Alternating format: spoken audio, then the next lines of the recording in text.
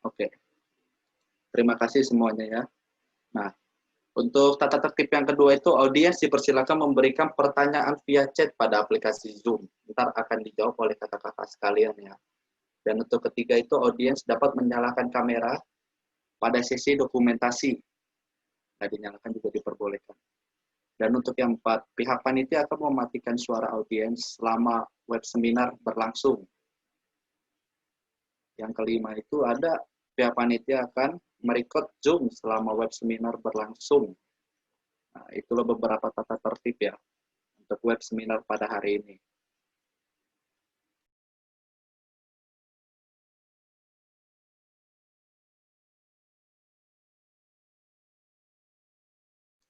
Untuk agenda pada hari ini, yang pertama itu ada sesi pembukaan.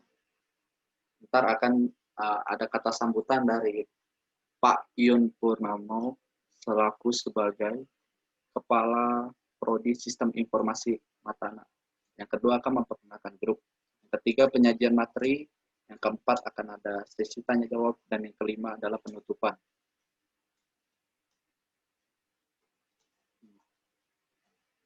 Untuk tim pada web seminar pada hari ini,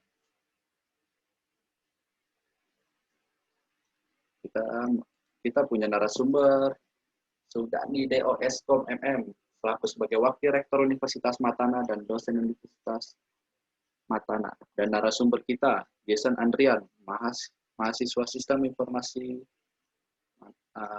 Universitas Matana, alumni SMA Mutiara Bangsa 1. Dan saya moderator, dan juga ada Haryanto Wijaya sebagai host, dan Tony Rizky sebagai co-host, dan Safo Mahfuz sebagai publication dan documentation.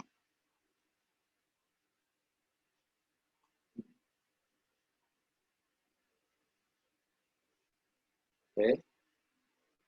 Pertama-tama saya akan mempersilahkan waktu dan tempat untuk Kepala Prodi Sistem Informasi Matana, Pak Yun Purnomo.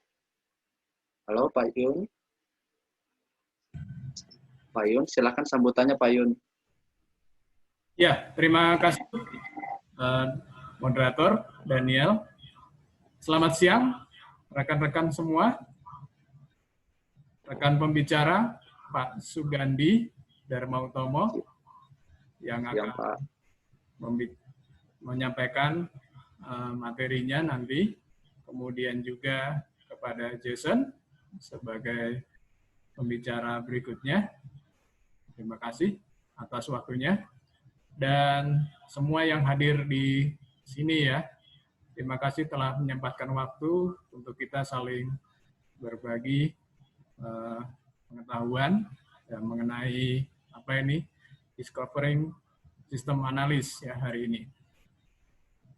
Oke, saya akan tampilkan sedikit slide dalam sambutan saya. Mohon ditunggu sebentar.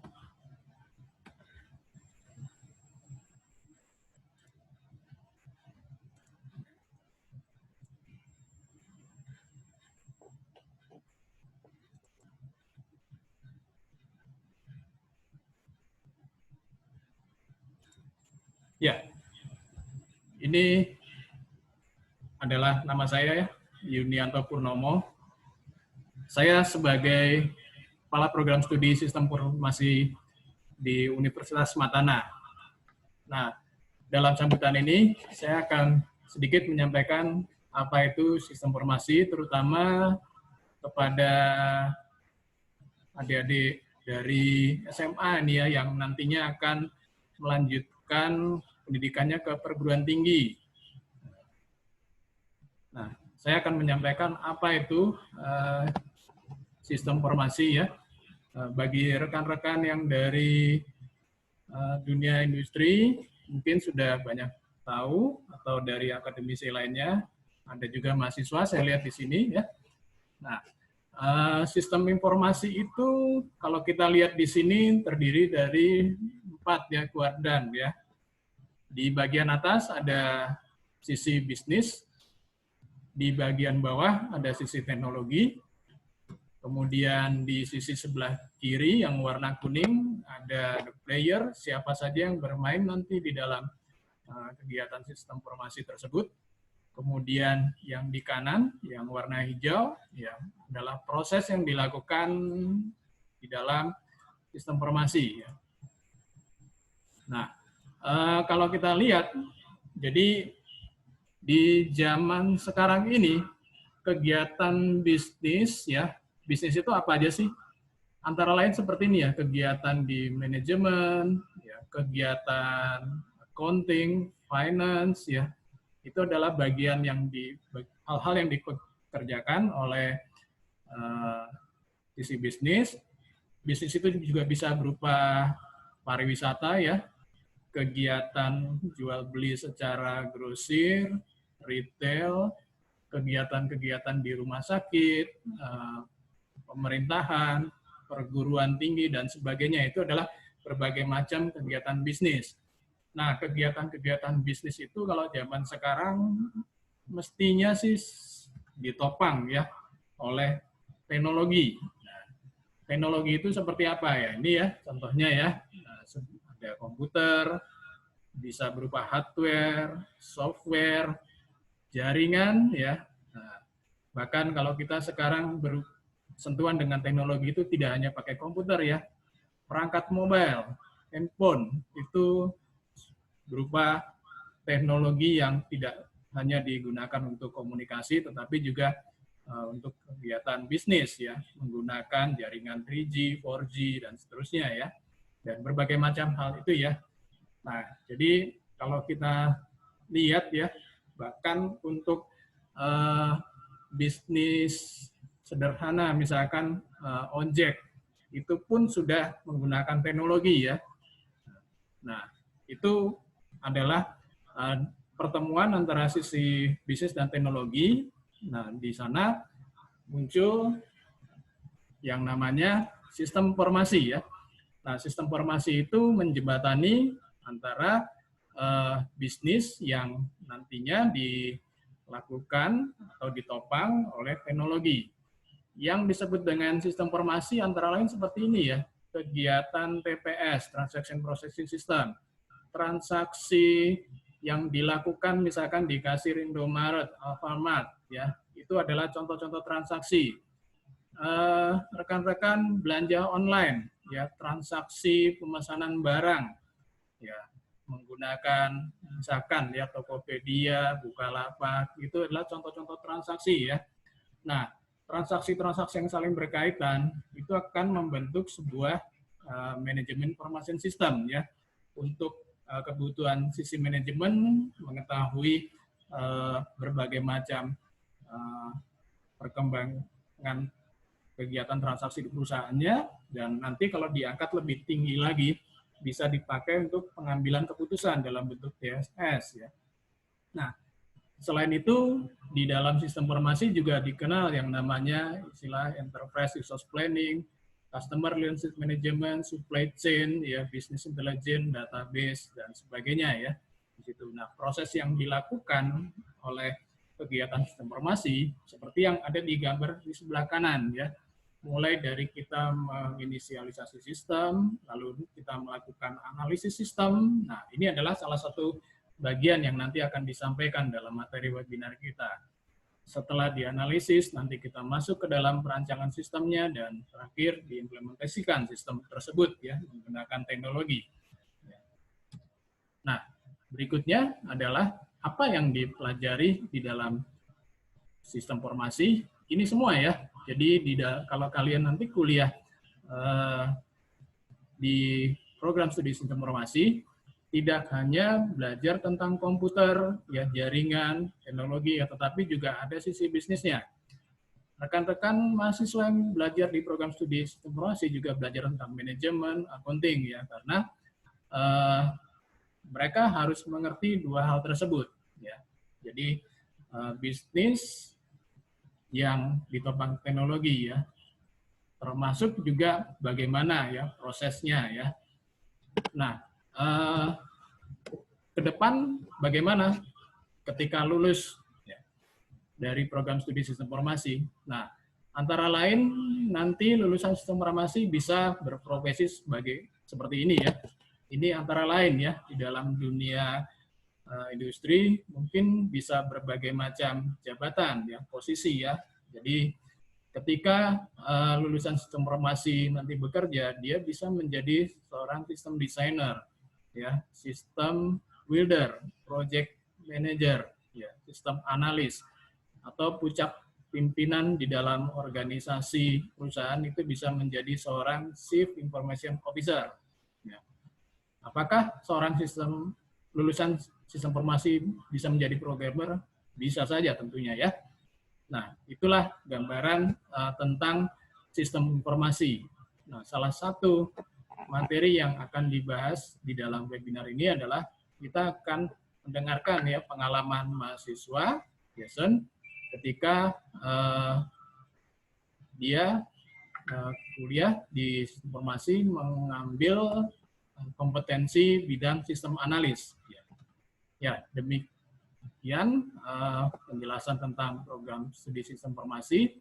Untuk info lebih dalam ya tentang program sistem informasi Matana bisa lihat dari link ini ya. Rekan-rekan bisa masuk ke YouTube dengan link tersebut, atau kalau masuk ke YouTube silakan ketik sistem informasi Matana. Di sana ada beberapa penjelasan ya tentang yang terjadi di sistem informasi Matana. Bisa juga lihat kegiatan-kegiatan yang dilakukan di sistem informasi di Instagram, Facebook, Twitter, dan sebagainya. Untuk informasi lebih lanjut, bisa juga email melalui sistem.informasi@matanauniversity.ac.id.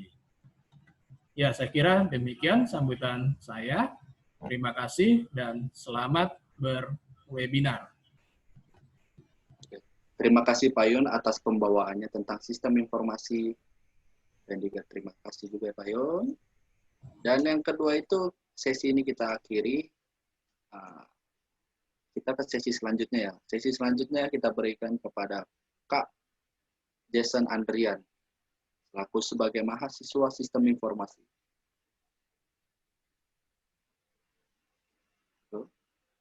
Kak Jason.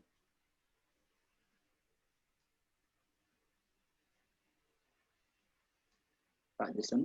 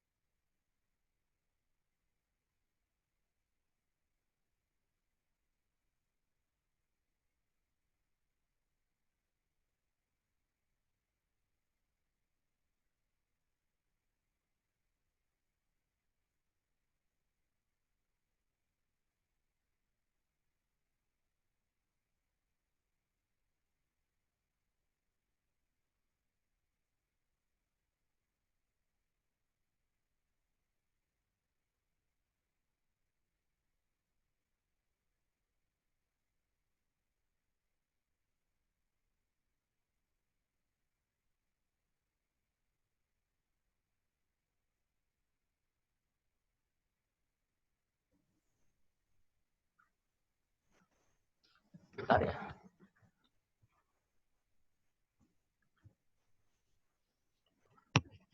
Baik, saya lanjutkan. Suaranya masih ada ya? Tolong diulang, Sen. Tadi ada sedikit trouble. Oh, ada trouble. Ya, tolong diulang. Maaf ya.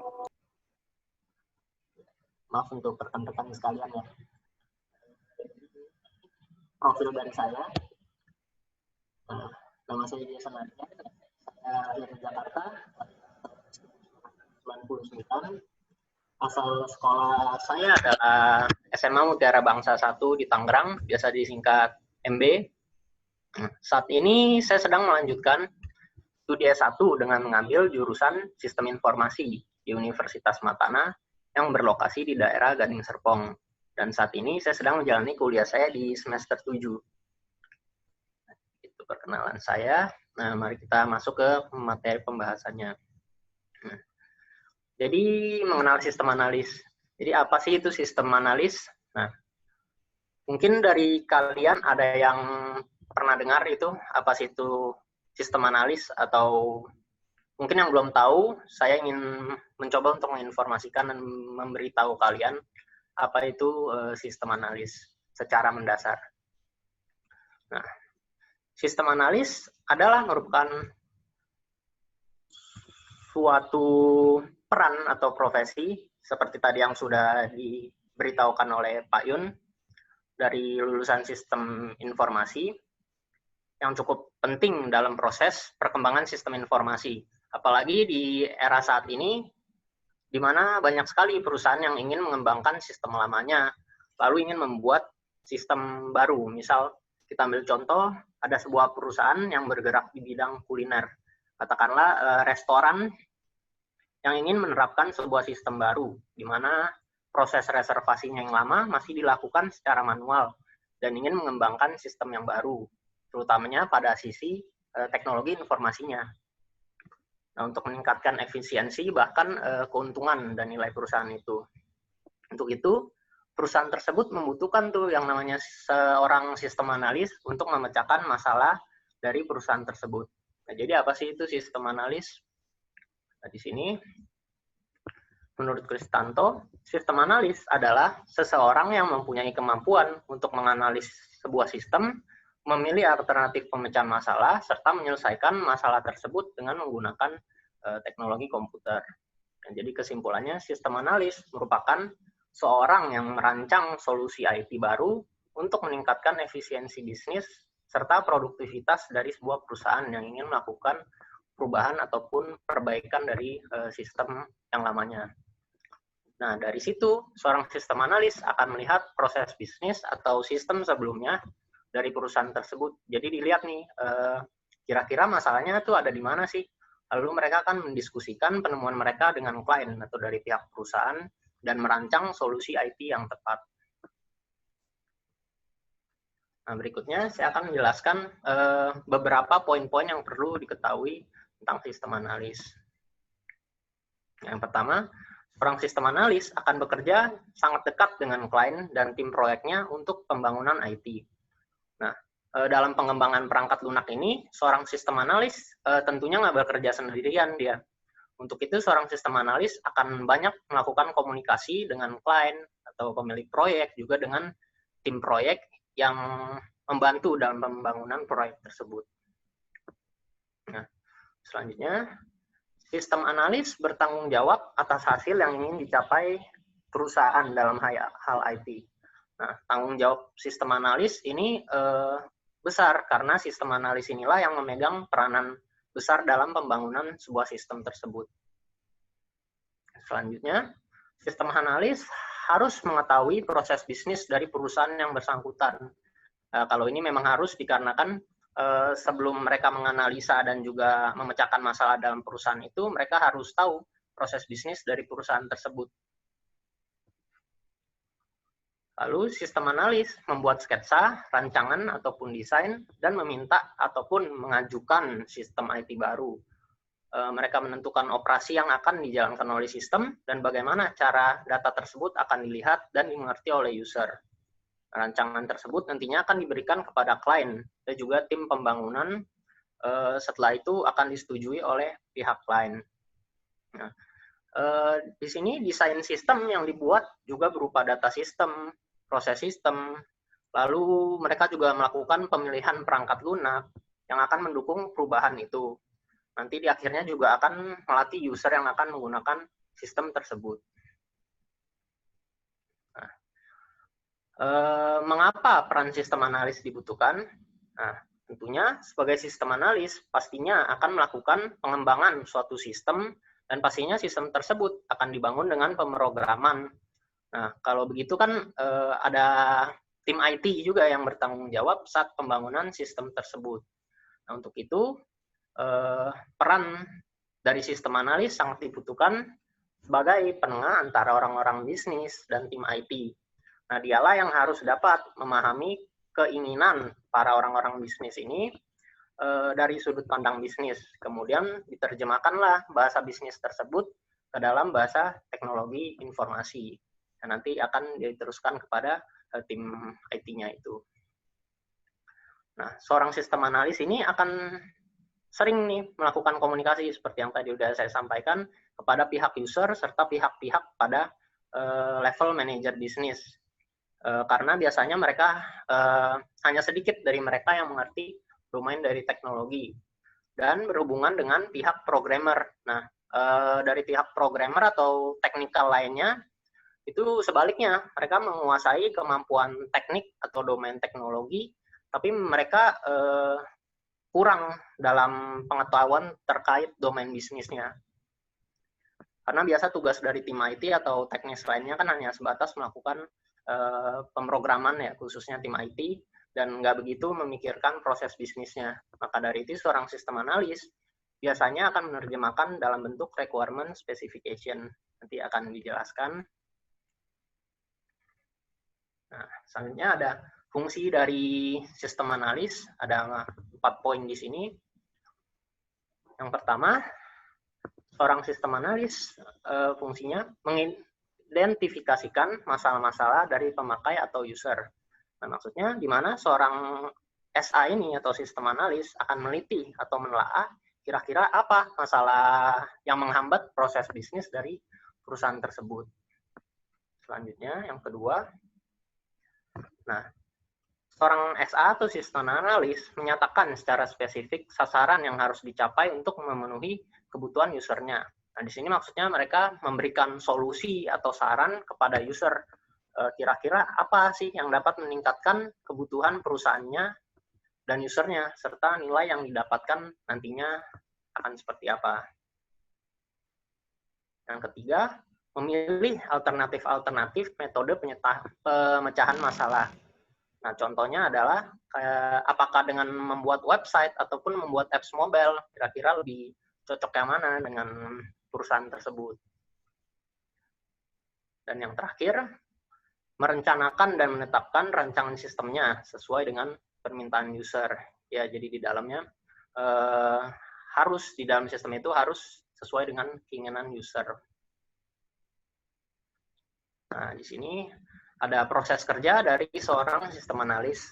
Nah, dikarenakan sistem analis memiliki peran besar untuk melakukan pengembangan perangkat lunak, maka nggak lepas dari yang namanya proses SDLC atau Software Development Lifecycle. Bahasa Indonesianya siklus hidup pengembangan sistem gitu. Di mana terdiri dari beberapa tahapan yang digunakan untuk membangun suatu sistem informasi agar sistem tersebut dapat jalan sesuai dengan apa yang diharapkan. Nah, di gambar ini ada beberapa tahapan proses kerja dari sistem analis berdasarkan tahapan dari SDLC ini. Yang pertama, ada requirement gathering, atau biasanya ada di tahap planning. Nah, pada tahap ini, seorang sistem analis akan mengumpulkan kebutuhan-kebutuhan serta informasi terkait proses bisnis perusahaan untuk perangkat lunak. Nah, nantinya akan dikembangkan dengan berkomunikasi dengan pihak customer dan dari stakeholder lainnya terkait dengan pembangunan perangkat lunak ini. Nah, dari sini, customer akan menjelaskan tujuan sistem yang ingin dibangun. Dari komunikasi tersebut akan menghasilkan data yang berhubungan dengan customer tersebut. Seperti fiturnya nanti akan seperti apa, fungsinya akan seperti apa, fungsi dari aplikasi, termasuk di sini juga ada penjadwalan kerja yang nantinya akan dilaksanakan. Lalu nantinya apakah pembangunan ini akan disetujui atau tidak dari pihak perusahaannya.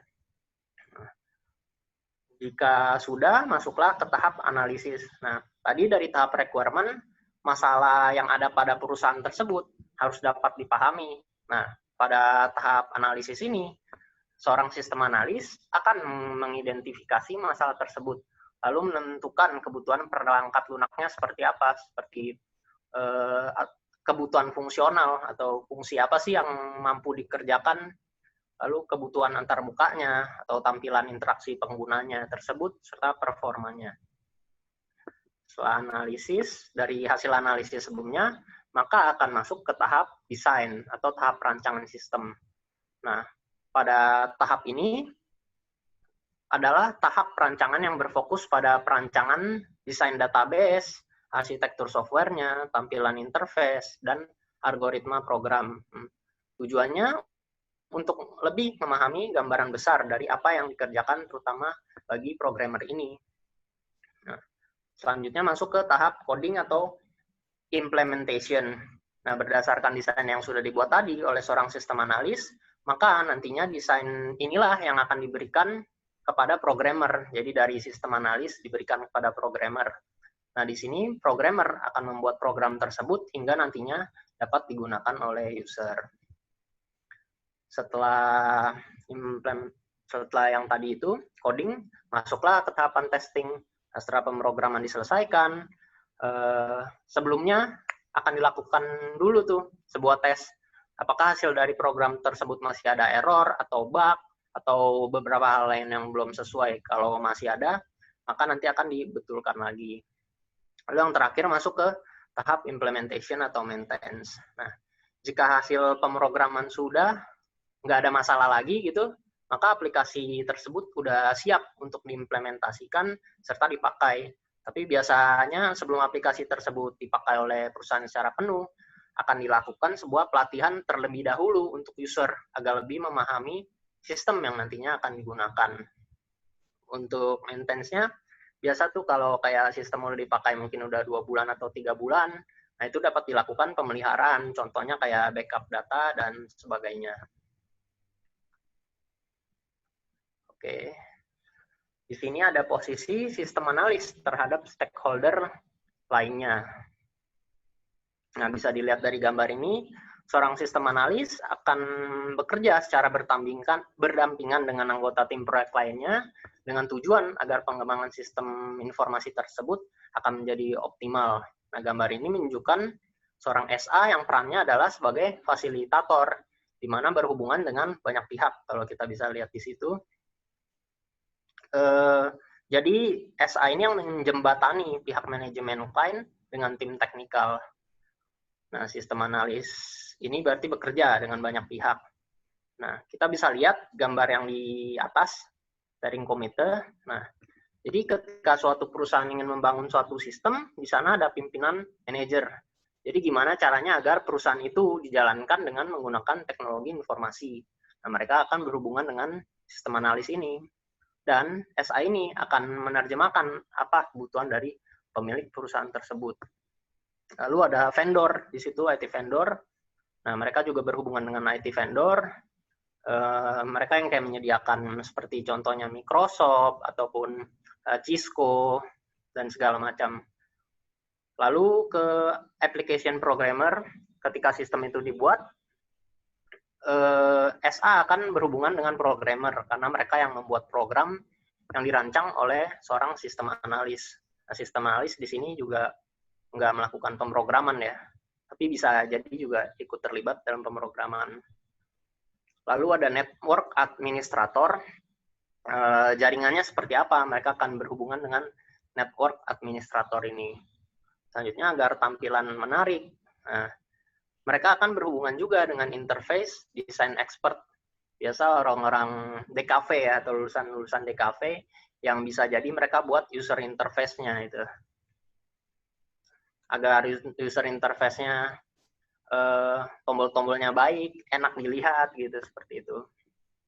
Nah, mereka juga berhubungan dengan database administrator dan juga data user. Ya begitu. Nah, jadi sistem analis di sini menyediakan dan mengkoordinasikan orang-orang yang terlibat dalam pembangunan suatu sistem yang nantinya akan berhubungan dan berinteraksi dengan orang-orang tersebut. Karena seorang sistem analis ini adalah orang yang melihat sistem secara keseluruhan. Ya, ini ada skill atau kemampuan yang harus dimiliki oleh sistem analis. Di sini ada 6. Nah, karena menjadi seorang sistem analis dalam usaha perbaikan itu cukup sulit dilakukan. Mereka harus memahami apa yang harus diubah, ngerti dan juga tahu kekurangan-kekurangan apa aja, serta yakinin ke stakeholder-nya agar mau berubah. Nah, jadi dibutuhkan beberapa kemampuan atau skill yang harus dimiliki. Ada 6 di sini. Yang pertama ada teknikal, secara singkatnya dulu, yaitu kemampuan pengetahuan teknis terkait teknologi informasi. Lalu ada business skill. Nah, bisnisnya ini pengetahuan dalam perspektif bisnis ataupun manajemennya. Lalu ada analytical, itu kemampuan untuk mengidentifikasi dan menganalisa permasalahan-permasalahan di dalam organisasi tersebut. Lalu ada interpersonal, artinya kemampuan untuk berkomunikasi dengan orang lain. Ada manajemen, sistem analis harus memiliki kemampuan dan pengetahuan untuk mengolah sumber daya organisasi tersebut. Lalu ada ethical juga, di mana seorang sistem analis harus memiliki kepribadian serta tingkah laku yang pantas dan tentunya disegani oleh orang lain. Kita akan melihat lebih detail satu persatu dari skill-skill ini. Nah, yang pertama, technical skill.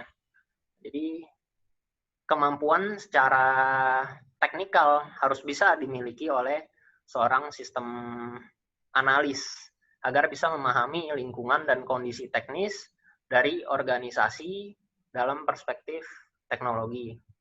Nah, seorang sistem analis harus memiliki pengetahuan tentang sistem operasi yang umum, kayak bahasa pemrograman, form perangkat keras yang baru gitu.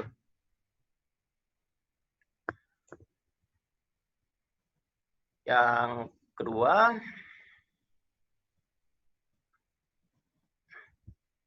maaf.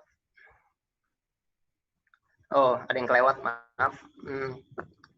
Lalu seorang sistem analis dituntut untuk mengenal serta menguasai perangkat lunak ataupun perangkat keras, khususnya yang terbaru, serta mengetahui batasan dari teknologi tersebut. Misal teknologi software untuk aplikasi mobile itu yang baru sekarang kira-kira Flutter misalkan, dengan bahasa pemrograman yang baru juga Dart. Nah, seorang sistem analis harus mengetahui itu, dan hal ini sangat membantu seorang sistem analis dalam memilih teknologi yang tepat. Jadi untuk keperluan yang spesifik, lebih baik menggunakan teknologi informasi yang mana. Gitu.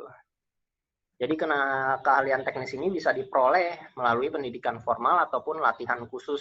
Jadi sesuai dengan jam terbangnya ya, semakin lama akan semakin baik. Masuk ke business skill. Nah, di business skill, kemampuan dalam bisnis juga harus dimiliki oleh seorang sistem analis. Dibutuhkan dalam rangka untuk memahami bagaimana teknologi informasi dapat diaplikasikan dalam lingkungan dan proses bisnis. Nah, untuk memastikan bahwa implementasi teknologi akan dapat memberikan nilai keuntungan pada bisnis atau value bagi organisasi dari perusahaan tersebut.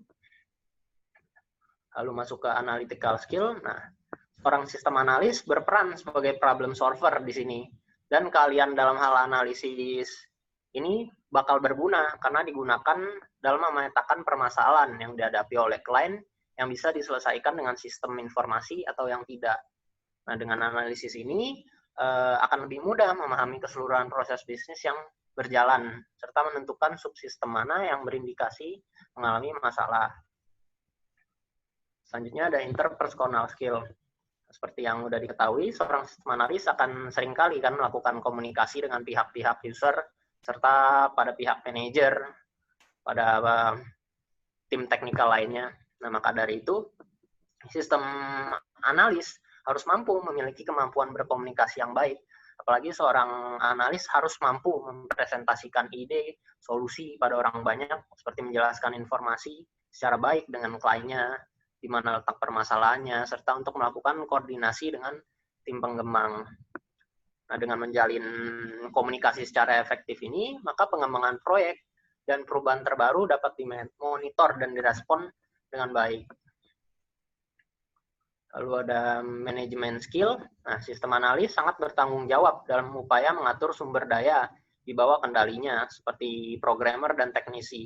Manajemen tugas dari seorang sistem yang tepat sangat berpengaruh sekali pada cepat lambatnya penyelesaian proyek. Nah, jadi seorang sistem analis ini juga harus mampu memprediksi faktor-faktor eksternal seperti kenaikan harga perangkat atau munculnya pesaing-pesaing lainnya gitu. Mereka harus tahu. Lalu ada ethical skill. Nah, seorang sistem analis harus memiliki kemampuan beretika, di mana harus berlaku jujur, adil, dan beretika dengan semua anggota tim, manajer, staf, dan pengguna sistem lainnya. Nah, karena seorang sistem analis sering berhadapan dengan data dan rahasia organisasi, informasi, itu kan nggak boleh bocor ya kalau data organisasi itu. Soalnya bisa nyebab kekacauan dalam organisasi. Maka dari itu, sangat penting bagi seorang sistem analis untuk mempertahankan kepercayaan dan menjaga kerahasiaan informasi yang dimiliki oleh perusahaan tersebut. Nah, kita masuk ke selanjutnya. Saya akan menceritakan pengalaman saya ketika mengikuti kegiatan pelatihan kompetensi sistem analis yang diselenggarakan oleh LSP TII atau Lembaga Sertifikasi Profesi Teknologi Informasi Indonesia. Nah, ini ada beberapa foto. Nah, jadi pelatihan ini waktu itu dilakukan secara online, dan itu kalau nggak salah tanggal 3 sampai tanggal 5 Agustus yang lalu, bulan lalu. Tapi sebelumnya memang udah diinformasikan waktu itu jauh-jauh hari oleh Kaprodi saya, Pak Yunianto, di situ, kalau bakal ada sertifikasi sistem analis dan juga itu udah paket sama bisnis analis ya. Nah, jadi sebelum ke ujiannya, dia tuh ada pelatihannya terlebih dahulu, dan pelatihannya itu dilakukan secara online gitu, pakai Zoom juga. Nah, saat itu pelatihannya dilakukan dalam waktu 1 hari, tapi sebenarnya itu bisa dilakukan kalau nggak salah sebenarnya 2-3 hari. Jadi nggak tahu kenapa waktu itu kayak dipadatin gitu jadi 1 hari. Lumayan capek juga, tapi memang ada istirahatnya juga sih 3 kali. Kalau nggak salah dari jam 9 sampai jam 4 sore gitu. Nah, jadi pelatihan ini dibimbing oleh Pak Sudiro. Nah, Pak Sudiro itu ada di gambar screenshot di sebelah kanan. Nah, itu beliau adalah salah satu anggota dari LSP ini. Nah, sebelum training juga udah diberikan form usulan proyek itu untuk persiapan uji sertifikasi sistem analis ini, supaya kita tahu apa yang ingin dibahas saat sertifikasi nanti. Nah, saat itu dianjurkan untuk mengusulkan proyek yang udah pernah dikerjakan atau yang sedang dikerjakan gitu. Nah, kebetulan saya juga sebelumnya pernah mengerjakan proyek sistem informasi untuk Nah, jadi saya pakai topik itu. Nah, selama pelatihan, Pak Sudiro memberikan penjelasan juga berikut juga dengan slide mengenai cara penyusunan SRS atau Software Requirement Specification. Ini fotonya yang di kanan saat waktu itu melakukan pelatihan. Nah, saya akan sedikit cerita mengenai dokumen SRS ini sebagai gambaran aja sih. Nah, jadi software requirement ini merupakan dokumen yang menggambarkan secara detail spesifikasi kebutuhan software dalam pembangunan proyek perangkat lunak ini, serta nantinya ditujukan untuk memberikan gambaran yang spesifik dari kebutuhan software itu. Nah, dokumen SRS ini menjadi acuan gitu untuk mengetahui spesifikasi kebutuhan. Dan biasanya ini memang dibuat oleh seorang sistem analis. Biasanya itu ada di tahap requirement gathering dan juga analisis kebutuhan. Nah, saya pengen kasih gambaran sedikit struktur dari dokumen SRS ini. Mulai dari ada gambar pendahuluan masalahnya, tujuan dibuatnya dokumen SRS ini, dan dari lingkup proyeknya juga. Katakan use case ya, ini sebagai gambaran kita proses bisnisnya. Ini saya ambil contoh dari sistem informasi ojek tuh, dari mulai, jadi di situ bacanya ada pelanggan,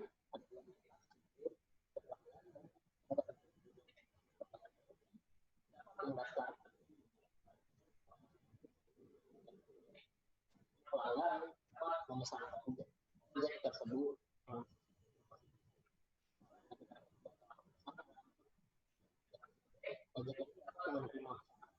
serta dapat membuat bukti pembayarannya. Kalau sistem informasi ini masuk ke dalam fungsional requirement. Requirement itu yang harus apa-apa aja sistem itu yang bisa lakukan. Ada gambar modul laporan, nah ini termasuk dari fungsional requirement-nya. Jadi pada kebutuhan fungsional ini dideskripsikan tuh kebutuhannya secara lengkap. Nah, contoh pada gambar sistemnya nanti bisa ngapain aja gitu, kayak itu ada sistem dapat menampilkan data laporan, sistem dapat menjalankan add laporan bagi peneliti. Nah, total ya, seperti itu. Sistem yang akan menampilkan laporan berdasarkan user itu untuk peneliti. Juga menjelaskan ada software requirement-nya atau kebutuhan software-nya minimalnya berapa gitu. Gitu. Di sini ada authentication dan authorization. Nah, ini termasuk ke dalam security requirement-nya atau keamanannya. Nah, seperti authentication-nya itu kayak hak aksesnya gitu. Kayak ada LPPM dan ada peneliti. Jadi kedua-duanya bisa sama-sama melakukan login, register, juga ubah password. Dan selanjutnya ada authorization juga. Itu jadi kedua entitas ini, LPPM dan peneliti, bisa ngapain aja. Kalau bagian LPPM bisa add panduan sampai approve laporan. Sedangkan bagian peneliti ada yang bisa seperti download panduan, ada juga yang enggak seperti menambah panduan dan segalanya. Nah, di sini juga kita struktur datanya, panjangnya berapa, seperti itu. Dan ada buat mockup juga di situ. Jadi gambaran rancangan dari seperti apa. Itu ada dashboard, pengumuman, tahun ajaran, beserta. Nah, yang terakhir juga ada input-output requirement. Kira-kira apa aja yang dapat dilakukan di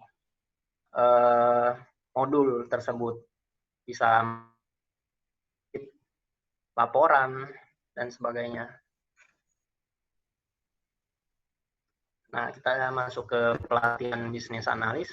Nah, jadi setelah pelatihan yang sistem analis sebelumnya, kami para peserta diberi waktu sampai tanggal 14 Agustus itu sekitar 9 hari. Nah, selama mengerjakan kami dibagi atas beberapa kelompok yang masing-masing ada mentornya tuh. Jadi selama pengerjaan kita bisa saling berkomunikasi dengan mentornya. Itu juga termasuk bisnis analis sama sistem analis sama kayak gitu. Ada mentornya. Itu kita juga harus isi form data diri sebelum mengikuti ujian itu, kayak fotokopi KTP, ijazah, pas foto. Kita akan mempresentasikan dokumen yang telah dibuat ke hadapan asesor. Di situ ada foto-foto dari para asesornya. Di bawah ada kegiatan saat melakukan presentasi asesor. Nah, di situ. Ya, di akhirnya nanti asesor akan menentukan apakah kita berkompeten apa tidak gitu. Nah, kalau ini di foto-foto ini saat pelatihan bisnis analis gitu. Nah, jadi setelah melakukan sertifikasi sistem analis sampai dimulai lagi nih kegiatan bisnis analis ini. Tanggal berapa? 28 Agustus kalau nggak salah, 20 Agustus. Nah, jadi di sistem analis ini, jadi di bisnis analis ini sebenarnya pekerjaannya berbeda dengan sistem analis. Nah, kalau misalkan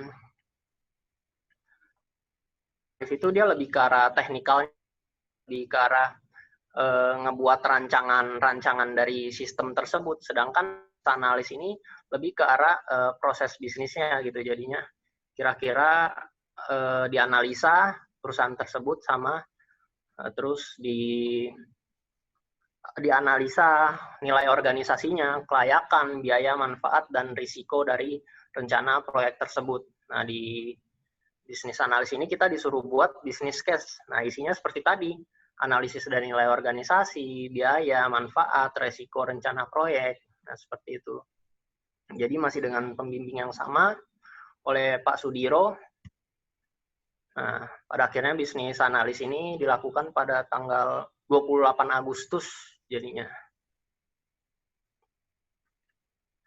Oh iya, ada bedanya juga. Jadi di bisnis analis ini selain aja presentasi, dia juga ada ujian online gitu. Dan secara online di situ kita ngerjakan di komputer gitu secara online. Itu juga ada simulasinya terlebih dahulu. Jadi setelah kita mengerjakan simulasi itu, barulah kita ngerjakan secara online, baru masuk ke presentasi. Nah, itu pelatihan bisnis analis dan sistem analis dari pengalaman saya. Nah, ini ada sertifikasi sistem analis, sumbernya dari YouTube channel dari Sistem Informasi Matana ini. Bisa lihat sama. Nah, ini.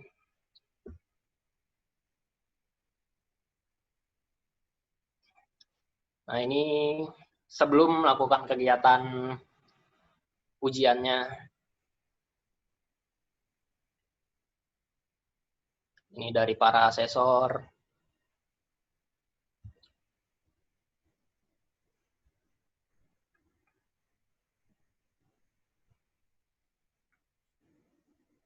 Nah, ini di hari pertama ada arahan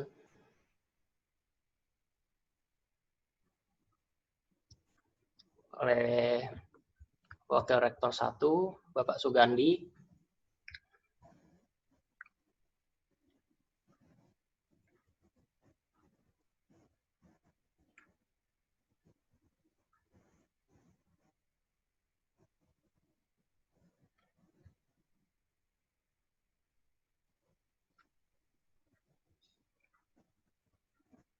Ini kegiatan saat pembukaan acara serta termasuk lalu ada arahan oleh Ketua LSP Bapak Heri Sutrisno juga di sini.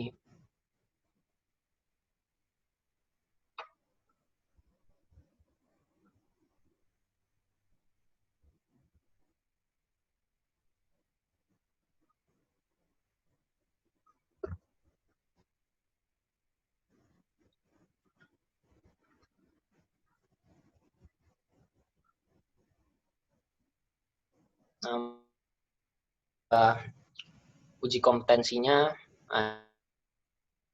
teman saya sedang mempresentasikan SRS-nya di depan asesornya. Juga sama, ada wawancaranya juga di situ.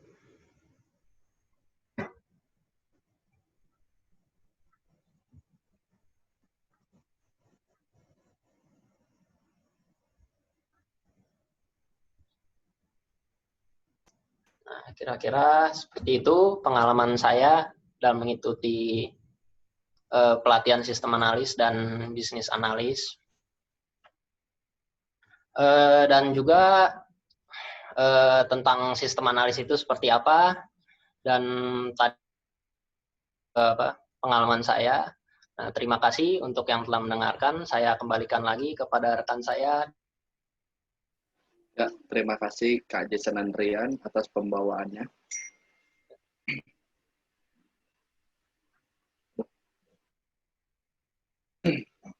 Untuk pertanyaan bisa ditaruh di kolom komentar. Ntar kakak-kakaknya ntar di list dulu ya, soalnya ntar ada sesinya untuk sesi pertanyaan. Nah, untuk sesi ini kita akhiri, dan sesi selanjutnya dari narasumber kita, Pak Sugandi. Beliau akan membawakan materi seputar sistem analis. Pak Sugandi, dipersilakan waktu dan tempat. Terima kasih.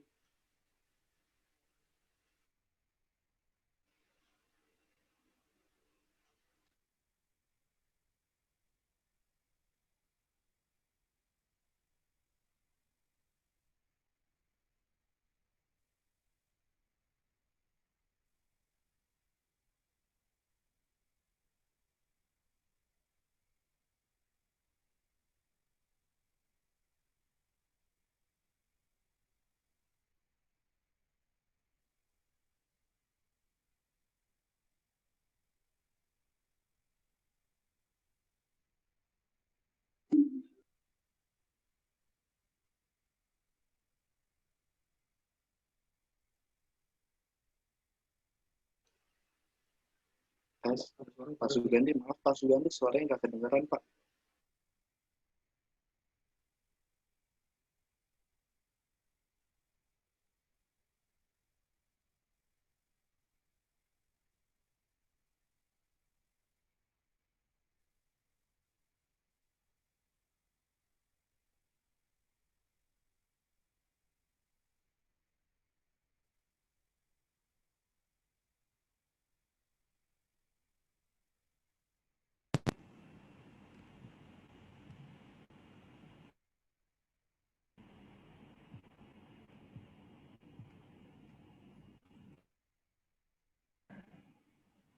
Suaranya? Oke Pak. Sudah ya? Suara aman, suara aman. Oke. Screen-nya juga sudah kelihatan ya? Sudah Pak. Oke. Jadi saya ulangin, saya akan melanjutkan apa yang disampaikan Jason dan covering system analysis. Mungkin sedikit perkenalan dari saya. Pendidikan saya, S1 saya adalah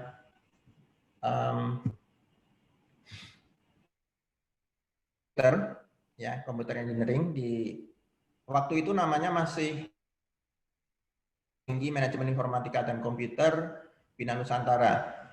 Jadi S1 saya sistem komputer.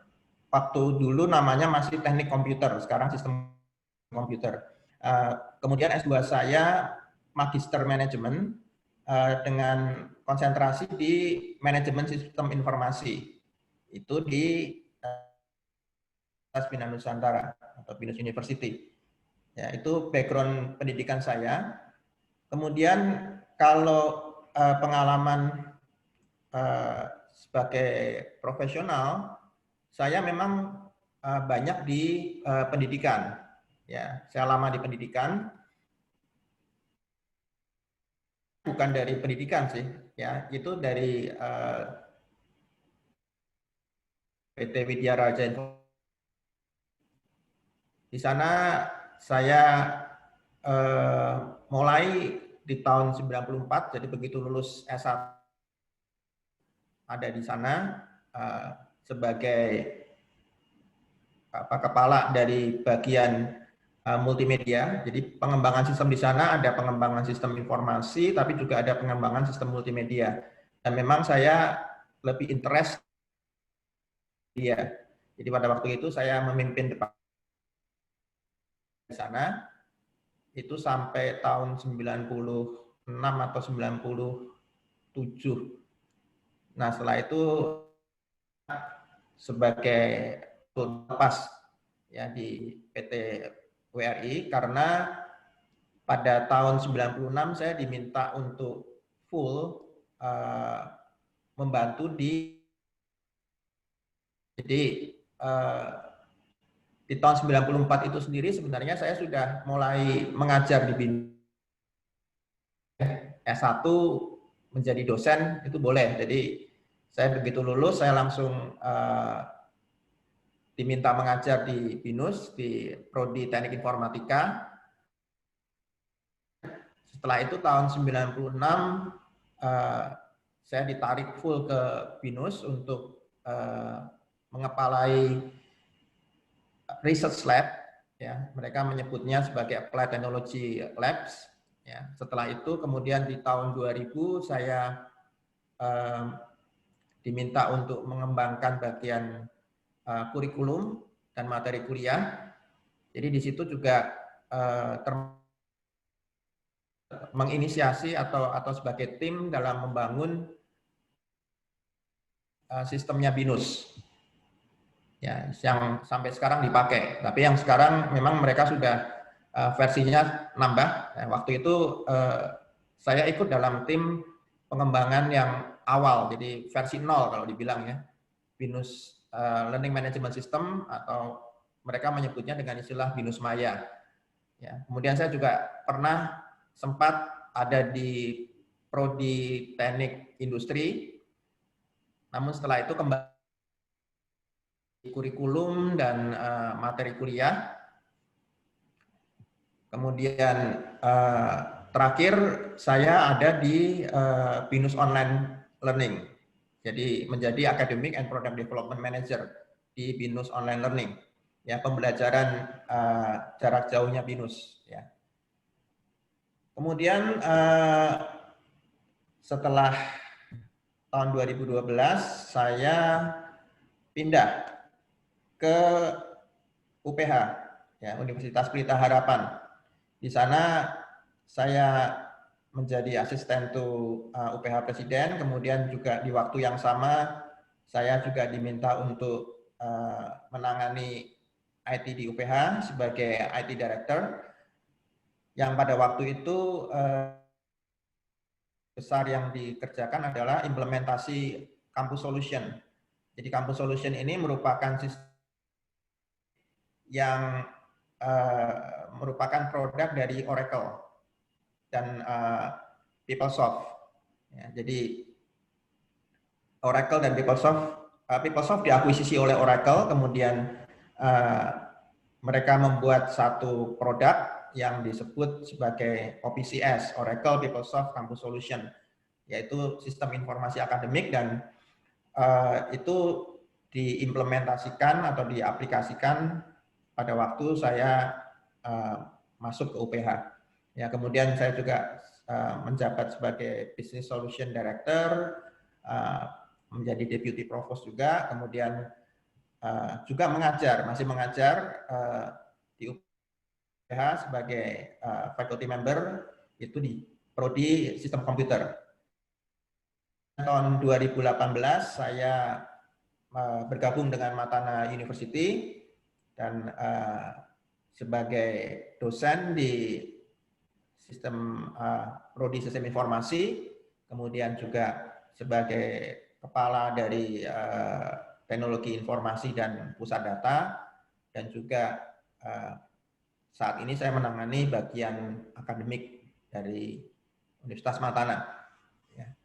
Nah, jadi hari ini saya akan sharing sebagai dosen sistem informasi, ya, bukan direktur ataupun kepala IT, tapi lebih sebagai dosen sistem informasi.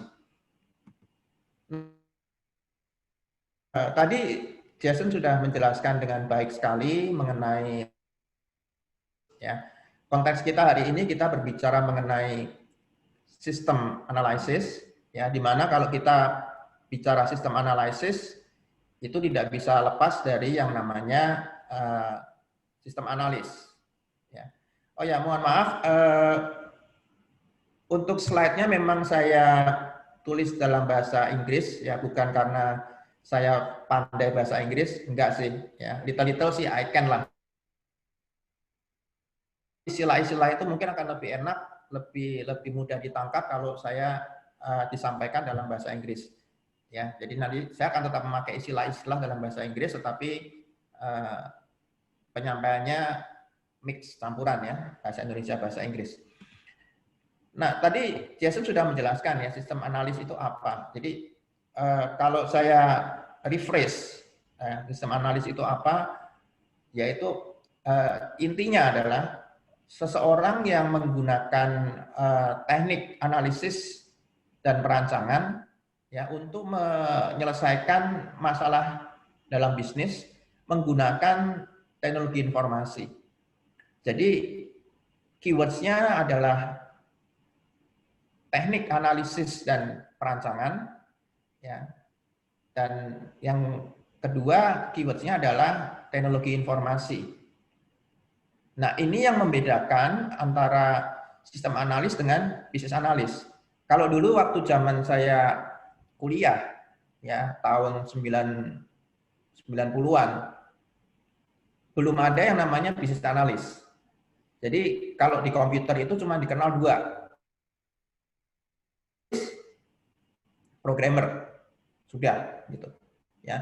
Tapi sekarang kalau kita lihat dengan perkembangan zaman, jadi banyak sekali, ya, posisi di dunia IT, ya. Sistem analis masih ada, programmer masih ada, cuma sebutannya sudah berubah jadi developer, ya, lebih keren sedikit, ya. Kemudian ada bisnis analis, ada DBA, ada data analis dan sebagainya. Jadi sekarang berkembang cukup banyak posisi dunia IT ini. Nah, cuma kalau kita lihat lagi, sistem analis itu sebenarnya mungkin bukan mengacu pada satu jabatan atau posisi tertentu, tapi lebih sebenarnya mengarah kepada fungsi yang dilakukan oleh orang tersebut, oleh sistem analis tersebut. Jadi fungsi yang dia lakukan adalah dia melakukan analisis dan desain, ya, menggunakan teknologi informasi. Itu yang membedakan dengan kalau bisnis analis disebut sebagai ya liaison, ya. Liaison itu apa? Liaison itu adalah pengantara, ya,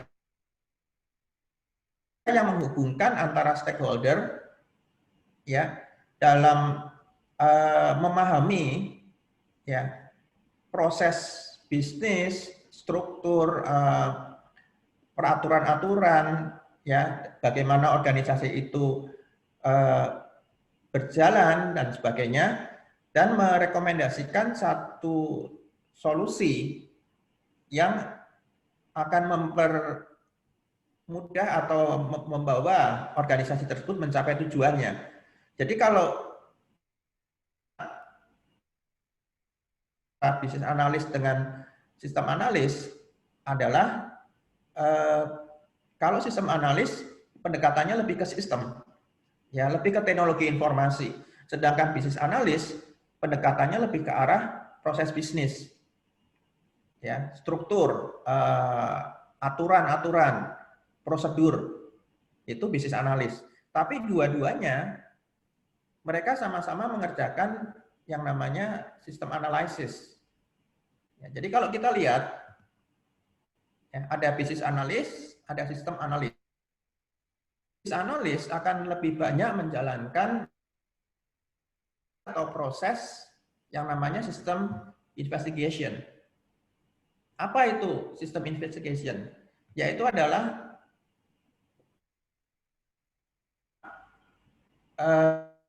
mendalami, mengerti, ya, masalah-masalah dalam bisnis maupun peluang-peluang yang bisa dicapai dalam bisnis. Jadi antara bisnis analis dan sistem analis itu tidak hanya mereka melihat permasalahan sistem yang berjalan, tetapi bisa juga mereka merancang sistem yang baru. Perusahaan itu bisa mencapai tujuan perusahaan. Ya. Bisnis analis ada di awal, dia melakukan sistem investigation. Sedangkan sistem analis, dia akan melakukan intinya dua proses sebenarnya, tapi nanti bisa diikuti dengan proses yang lain. Nah, dua proses yang dia lakukan adalah analisis, dan yang kedua adalah sistem desain. Kemudian melakukan desain atau perancangan, ya, untuk apa? Membuat, mengembangkan solusi sistem informasi. Artinya solusinya itu berbasis analis. Mereka bicaranya dari sisi prosedur, urutan langkah kerjanya harus seperti apa. Tetapi kalau sistem analis itu dari teknologi informasi yang mereka sodorkan, ya. Jadi kalau ditanya sistem, jadi sistem analisis itu apa? Ya, biar sistem analisis itu dengan desain. Makanya dibilang analysis and design, yaitu adalah suatu proses yang mempelajari, ya, prosedur atau bisnis, ya, untuk mengidentifikasi apa sebenarnya tujuan dari bisnis itu, ya, apa sebenarnya goals dari bisnis itu, dan kemudian membuat sistem dan prosedur proses bisnis, ya, yang akan membawa perusahaan atau institusi itu cara yang efisien untuk mencapai tujuannya. Jadi itu yang disebut sebagai sistem analysis and design, dan itu merupakan domain dari sistem analis maupun bisnis analis. Ya, jadi ini dua hal ini dilakukan bersama-sama oleh sistem analis dan business analis. Karena proses kerjanya adalah dari sistem investigation yang dilakukan oleh business analis akan di follow up, akan dianalisis, dan kemudian ke sistem desain. Ya, flow-nya seperti itu. Nah, sehingga di sini kita bisa lihat, ya, gambarnya Star Wars. Kenapa gambarnya Star Wars? Suka Star Wars dan supaya bisa menarik perhatian gitu, ya. Jadi kalau kita lihat bisnis analis, ya, dia akan memprovide atau memberikan input bagi inputnya itu berupa informasi. Informasi apa? Ya, informasi dari sisi business requirements. Jadi kebutuhan bisnisnya itu seperti apa? Misalnya, dibilang kita perlu suatu sistem yang bisa menangani atau bisa mengontrol cash flow misalnya, ya, arus uang perusahaan. Nah, cash flow-nya itu sebenarnya seperti apa dari sisi bisnis? Technical requirement. Informasi itu diberikan kepada sistem analis, ya. Jadi bisnis analis juga menjelaskan sistem untuk monitoring cash flow itu cara kerjanya seperti apa, cara kerjanya, prosedurnya seperti apa. Nanti dibawa, nah sistem analis akan melihat dari sisi teknikal itu kira-kira bisa di-develop.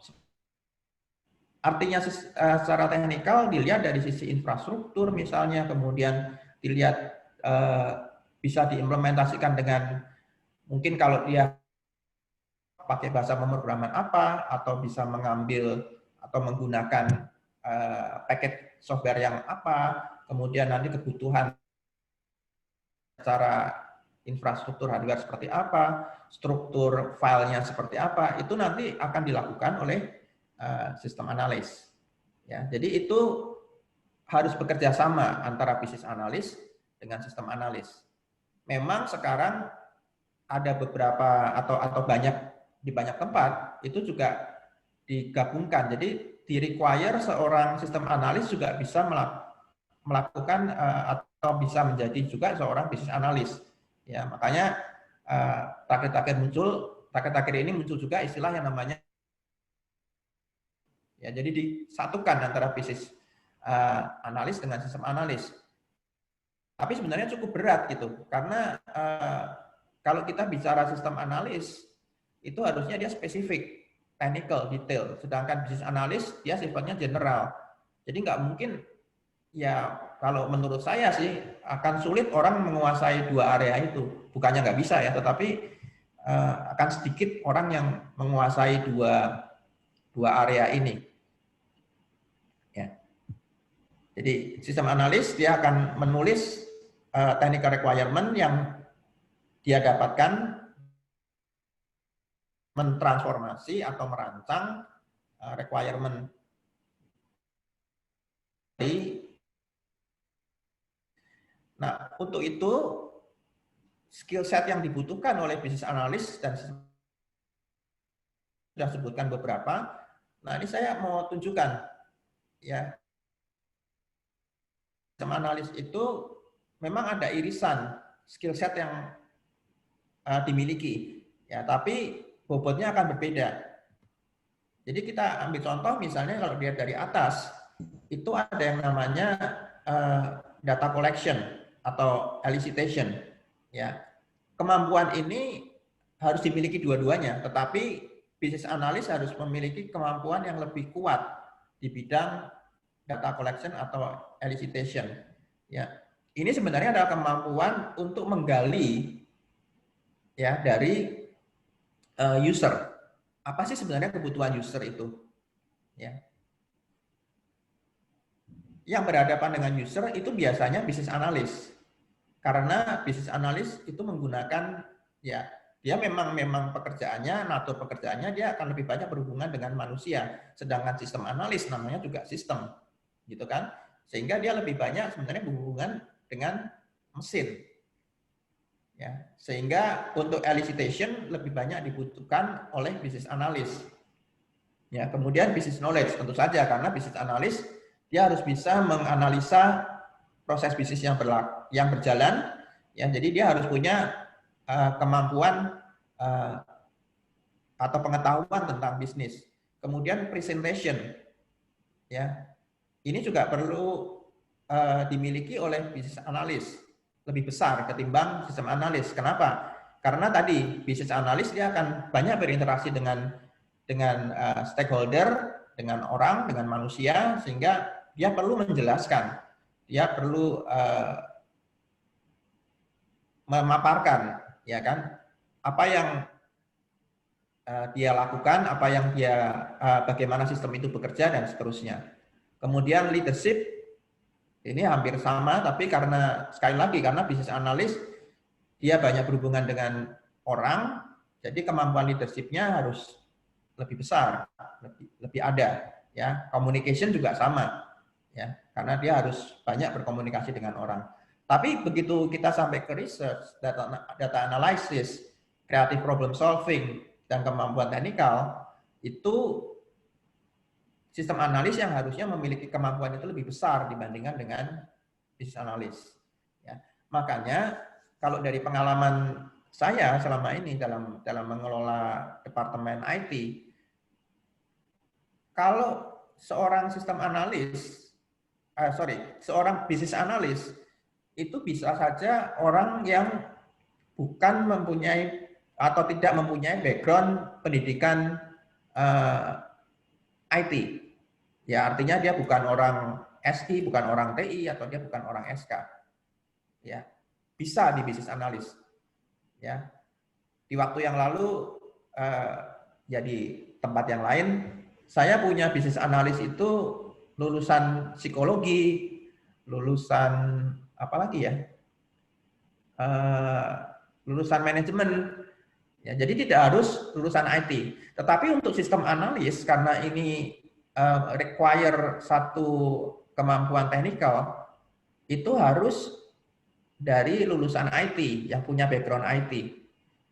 Ya, jadi pada waktu dulu itu bisnis analis saya campuran, orang-orangnya dari berbagai prodi, ya, lulusan dari berbagai prodi, tetapi pada waktu sistem analis itu kalau nggak lulusan sistem informasi, lulusan teknik informatika.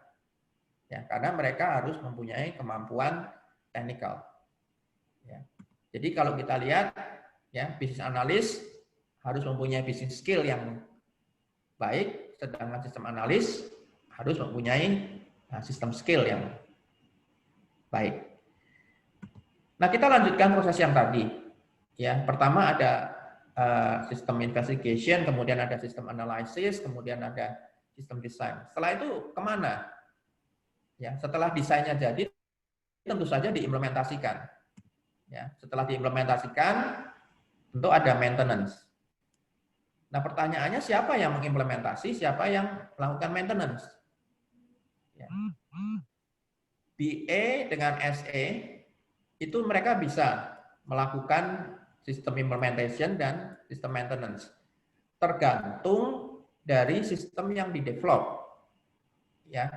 Apakah memang itu sistem itu di-develop from scratch dari apa namanya, tidak ada sama sekali di-develop sendiri, ya, atau sistem itu hanya merupakan package system, ya, yang kita beli off the shelf. Kalau itu merupakan package system, biasanya tidak akan ada requirement untuk melakukan programming, paling juga customization. Dan kalau untuk melakukan customization, seharusnya sistem analis bisa melakukan. Ya, untuk customization seharusnya sistem analis bisa melakukan. Begitu juga dengan maintenance. Ya, tetapi kalau itu perlu programming atau perlu membuat modul-modul yang baru, maka sistem analis mungkin tidak bisa melakukan. Jadi harus yang bisa melakukan siapa? Developer. ya, atau programmer kalau dulu orang bilang programmer. Ya, tapi sistem analis karena dia punya kemampuan technical, ya dia bisa sih melakukan itu. Tapi mungkin tidak secepat, secanggih dari yang developer. Ya, tapi itu bisa. Tapi kalau untuk sistem yang package, seharusnya sistem analis bisa menangani. Ya, karena hanya sekedar konfigurasi atau mengcustom sedikit itu harusnya bisa. Ya. Dan nanti prosesnya akan berputar terus. Ya, bisa berputar prosesnya, dan ini yang kita sebut sebagai information system development life cycle, ya, siklus hidup dari sistem informasi. Yang saya mau tunjukkan dari sini adalah bahwa kita melihat, ya, bahwa yang namanya sistem analis itu atau bisnis analis itu sebenarnya perannya cukup besar pada masa sekarang ini. Dua fungsi ini, bisnis analis dan sistem analis ini, mereka mengerjakan atau mereka ada di sistem analysis and design dari sebuah sistem informasi. Dan kalau kita tahu sekarang, ya, apalagi dengan adanya COVID ini, ya, mempercepat dunia untuk masuk ke dalam era apa ya? Kalau era digital kan sudah masuk ya. Jadi semuanya sekarang didorong ke online, ya, dan sekarang ini kan masanya Internet of Everything. Jadi itu semuanya sudah di online, ya. Dan untuk mendevelop itu perlu yang namanya business analyst maupun sistem analis. Nah, information system sendiri sebenarnya apa? Ya. Ini kalau saya define, ya, definisi saya gitu. Information system itu adalah sebenarnya kombinasi yang terorganisasi dari apa? Dari, kalau gini, karena saya seringkali salah apa ya, mempunyai pandangan yang keliru mengenai sistem informasi. Kebanyakan orang melihat sistem informasi itu hanya merupakan software atau aplikasi, padahal sebenarnya tidak. Ya, jadi sistem informasi itu adalah sebuah kombinasi yang terorganisasi, yang terintegrasi antara orang, people, ya, hardware atau perangkat keras, infrastruktur, software, kemudian communication networks, ya, jaringan. Karena kita sekarang sudah nggak bisa lepas dari jaringan, sudah nggak ada yang namanya komputer standalone, pasti akan masuk ke dalam jaringan, entah itu jaringan lokal maupun jaringan wide area internet, ya. Kemudian juga ada data di situ, ya, kita nggak lepas dari data, tapi juga ada yang namanya policy dan prosedur, cara kerja, aturan-aturan, ya, di mana kombinasi antara people, hardware, software, communication network, data resources, policies, dan prosedur ini sebenarnya digunakan untuk apa? Untuk menyimpan, ya, mengambil, mentransformasi, mendesiminasi atau mendistribusikan informasi dalam organisasi. Dan itu ada di semua organisasi, ya, baik organisasi yang besar maupun organisasi yang kecil. Semuanya sudah menggunakan sistem informasi. Nah, secara roles yang namanya sistem informasi itu dibagi menjadi 3. Yang pertama adalah mensupport bisnis proses dan operasi. Ya, proses bisnis dan operasi sehari-hari itu disupport oleh sistem informasi. Tapi ada juga sistem informasi yang mensupport bagaimana pengambilan keputusan dalam organisasi. Dan yang lebih tinggi adalah sistem informasi itu bisa mensupport strategi dari perusahaan untuk mereka mendapatkan keunggulan kompetitif. Ya, saya ambil contoh begini, misalnya, dan ini sistem yang ada di situ itu bisa mungkin bisa naik turun, ya, bisa berpindah dari satu fungsi roles ke roles yang lain. Saya ambil contoh gini, misalnya, Ya dulu di awal tahun, mungkin awal tahun berapa ya?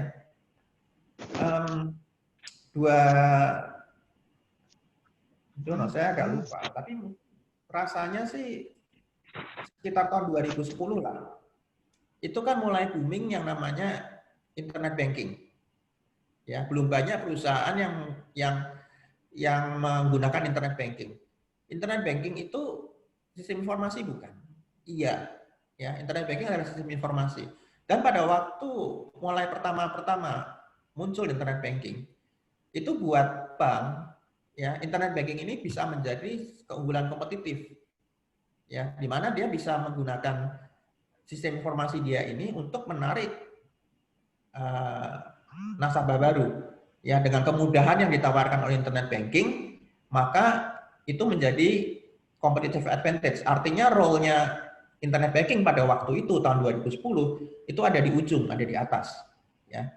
Tapi kemudian kalau kita lihat sekarang tahun 2020, ya. Semua sudah punya internet banking, semua sudah punya native app. Sehingga pada saat sekarang ini yang namanya internet banking itu sudah tidak menjadi competitive advantage lagi, tetapi dia sudah turun menjadi operation support, ya kan? Kalau nggak ada internet bankingnya, orang nggak akan jadi pelanggan atau nasabah bank tersebut, ya. Tapi itu bukan sebagai competitive advantage karena semuanya sudah punya. Ya, bukan satu kelebihan lagi dari satu bank tertentu atau bank yang memiliki itu. Ya, itu roles dari information system. Dan untuk aplikasinya sendiri sebenarnya secara tradisional itu bisa dibagi seperti gambar seperti ini. Ya, jadi ada bagian yang di dalam perusahaan, yaitu terutama accounting, finance, manufacturing, production, engineering, and research. Tapi ada juga yang dipakai untuk facing customer maupun facing supplier.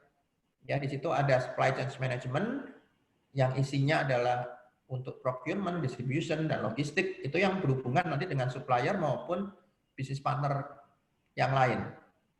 Kemudian di sisi yang satunya ada customer relationship management, di mana ini bicara soal marketing, soal sales force automation, bicara soal customer service, dan sebagainya. Nah, ini yang berhubungan dengan consumer maupun business customer. Ya, jadi pengguna maupun pelanggan.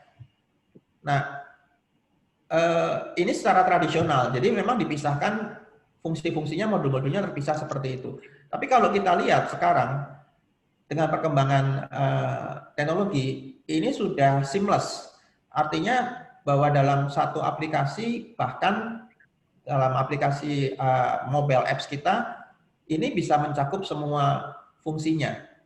Ya, kalau kita lihat misalnya, katakanlah internet banking. Dalam internet banking itu kan sebenarnya sudah semuanya masuk ke situ. Ya kan, di CRM-nya pasti itu ada fungsi marketing. Kalau kita punya aplikasi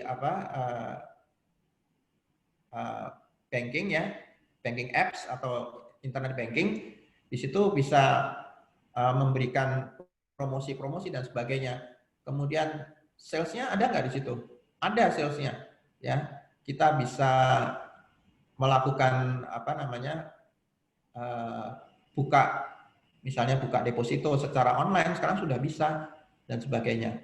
Ya, production-nya juga di situ sebenarnya. Kalau kita ngomong internet banking, ya kan, karena di situ sudah otomatis kita bisa melakukan transaksi dan sebagainya. Itu bisa sudah menjadi satu, ya. Aplikasi apa lagi? Misalnya aplikasi hotel, ya, sebut seperti misalnya Traveloka dan sebagainya, itu juga sudah jadi satu semua, ya. Supply chain-nya ada nggak? Ada, karena pada saat saya mau booking, misalnya saya mau booking hotel, itu pasti akan ngeceknya ke hotelnya langsung. supplier, gitu kan? Jadi ini sudah menjadi satu dan itu sangat penting ya, karena fungsi dari sistem analis dan bisnis analisis itu cukup besar. Ya. Saya cuma mau tunjukkan kalau misalnya seberapa penting sebenarnya fungsi bisnis analis dan sistem analis itu, ya seberapa diperlukannya. Ya. Untuk itu kita mesti melihat dulu bagaimana sebuah proyek sistem informasi itu sebenarnya berjalan. Ya, ini meme beberapa belas tahun yang lalu mungkin ya, atau ya saya tahu gambar ini pada waktu saya baru lulus S2 kalau nggak salah. Jadi ya beberapa tahun yang lalu gitu, pada waktu saya masih muda. Ya, jadi gini, kalau kita lihat tadi di awal ya, yang namanya sistem analisis itu jalannya di depan, mau dimulai di awal. Ya. Nah ini sama seperti kayak orang memakai baju, kancing baju gitu. Ya.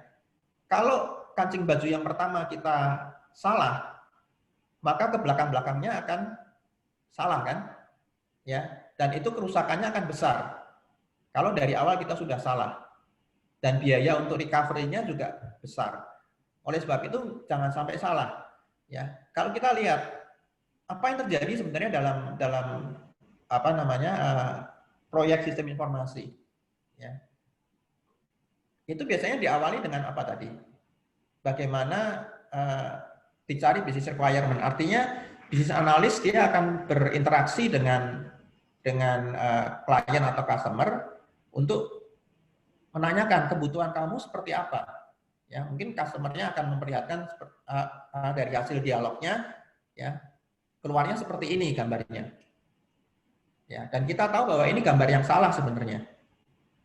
Kalau ini bisa terjadi karena apa? Karena bisnis analisnya tidak bisa menangkap kebutuhan dari customer tersebut atau kliennya tersebut.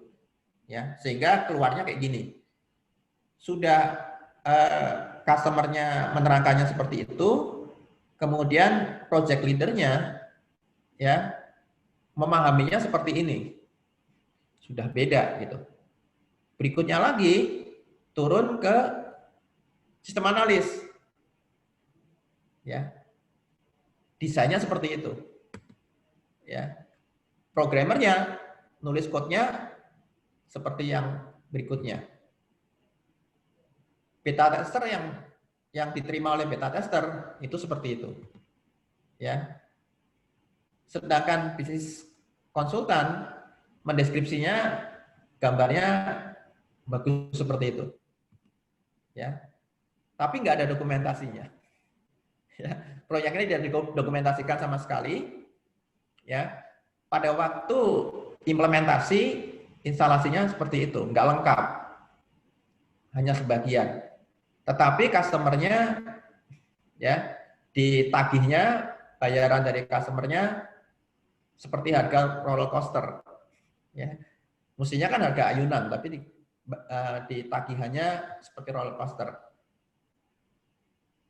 Celakanya lagi nggak ada supportnya. Ya. Tapi oleh marketing diiklankan seperti itu, eye swing gitu. Ya, semua dikasih eye gitu, eye swing gitu. Ya. Padahal sebenarnya yang diinginkan oleh customer seperti gambar terakhir ini. Ya. Jadi kalau hal ini terjadi seperti ini kan semuanya dirugikan, ya nggak ada yang untung.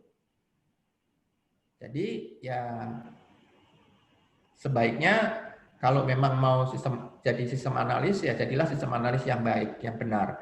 Mau jadi bisnis analis, jadilah bisnis analis yang baik dan benar. Ya, untuk bisa ke sana harus belajar. Belajarnya di mana? Ya di universitas. Universitas mana? Universitas Matana lah, ya. Nggak usah jauh-jauh. Ya. Promosi dikit kan boleh kan? Ya. Nah, tadi juga ada pertanyaan yang menarik di chat tadi. Menanyakan kalau kita mau kuliah itu mesti pilih prodi atau jurusan yang bagaimana, gitu. Kalau saya sih tergantung dari tujuan kalian mau kuliah itu mau apa, gitu ya. kalau kalian mau kuliah hanya tujuannya cari ijazah, ya sudah cari tempat aja yang bisa mengeluarkan ijazah dengan cepat, dengan gampang. Gitu. Tetapi kalau kalian tujuannya mau mengembangkan kalian, ya pilihlah prodi atau jurusan yang satu lulusannya memang diperlukan di masa yang akan datang. Jadi kalau kalian pilih prodi itu jangan melihat kebutuhan pasar sekarang. Ya bisa sih dipakai, tapi itu sebaiknya kita melihat kebutuhan pasar pada waktu kalian lulus nanti. Ya kan, karena belum tentu sekarang dibutuhkan pasar, kebutuhan pasar banyak, nanti pada waktu kalian lulus, itu kebutuhannya masih ada, belum tentu. Nah, jadi pilih, kalau kalian mau untuk pengembangan diri, kalian pilih di mana lulusannya masih dibutuhkan di masa yang akan datang pada saat kalian lulus. Ya. Atau yang kedua, kalian pilih yang memang sesuai dengan kesukaan kalian. Ya. Senangnya di mana sih? Ya, kalian pilih prodi itu. Senangnya gambar, ya udah masuk DKV atau masuk arsitektur misalnya. Kalau senangnya coding, main game, ya masuk ke SI atau masuk ke TI. Ya, disesuaikan dengan kebutuhan kalian. Sukanya masak, beres-beres, masuk ke hotel hospitality. Ya, seperti itu. Nah, saya mau tunjukkan yang terakhir ini, saya udah lewat waktunya ya. Ini dari World Economic Forum. Ya, ini satu hal yang cukup menarik gitu. Ya, ini skills apa yang dibutuhkan di tahun 2022. Ya, jadi masih 2 tahun lagi kan, ini kan baru 2020. Ya, di tahun 2022 itu sebenarnya skill apa yang dibutuhkan? Yang menarik gini, dari 10 skill yang ada itu ada 2 skill yang belum ada di tahun-tahun sebelumnya, yang baru mulai muncul, dan skill itu spesifik. Dan satu memang sangat spesifik sekali, yaitu yang nomor 10. Adanya sistem analysis and evaluation. Skill itu diperlukan. Dan ini sifatnya bukan general. Kalau yang lainnya sifatnya general, kecuali nomor 4 ya, ada programming. Ya. Tapi nomor 10 juga itu spesifik sekali. Nah, kalian bisa menyiapkan ya kalau mau ke sana. Ini saya hanya menunjukkan bahwa yang namanya sistem analisis itu memang diperlukan ya di masa yang akan datang, dan itu itu belum ada, belum muncul dalam top 10-nya.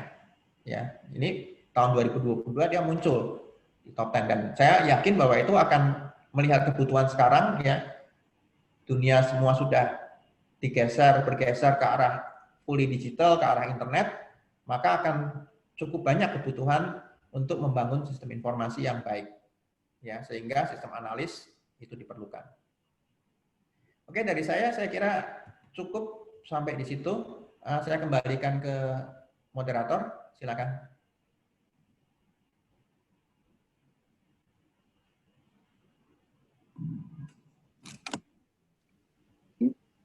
Terima kasih Pak Gandhi.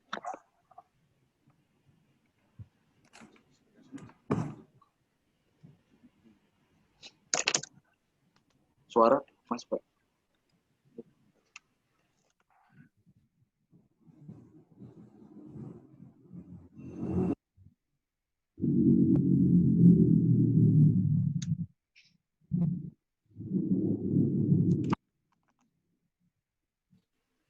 Tes. Masuk ya. Keluar suaranya. Oke. Terima kasih untuk Pak Sugandi atas pembawaan materinya ya Pak. Nah, untuk sesi ini kita akhiri. Sesi berikutnya kita akan sesi foto dulu.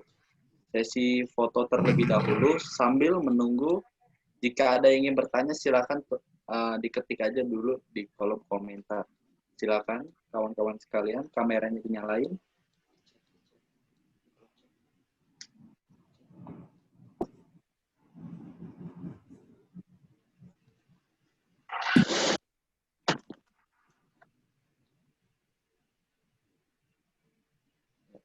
Silakan kameranya.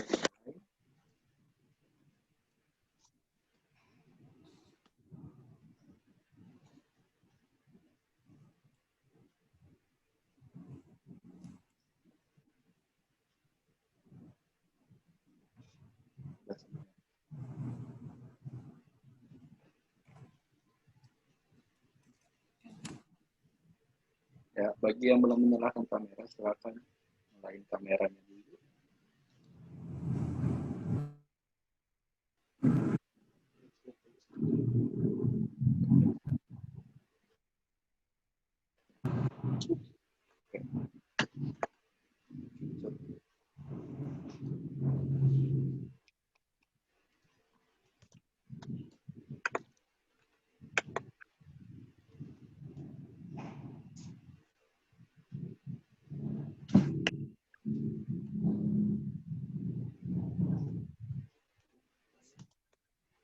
Oke.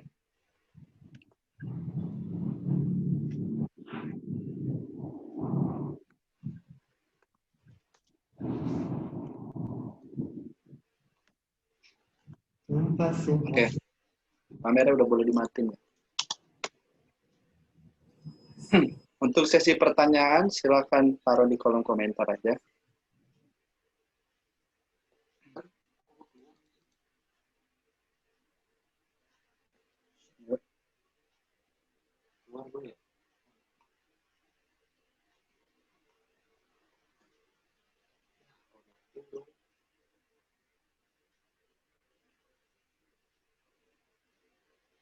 Oke, saya bacakan dulu pertanyaannya ya.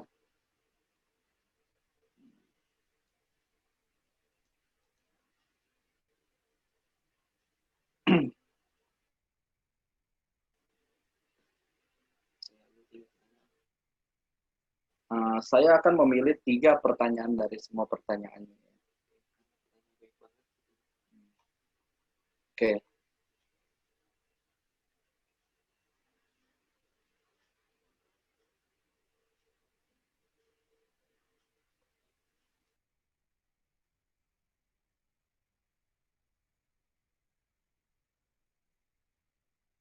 Sekarang sesi tanya jawab. Oke, sekarang sesi tanya jawab ya. Dari Stefanus. Kalau saya mau jadi bisnis analis, jurusannya apa ya? Oke.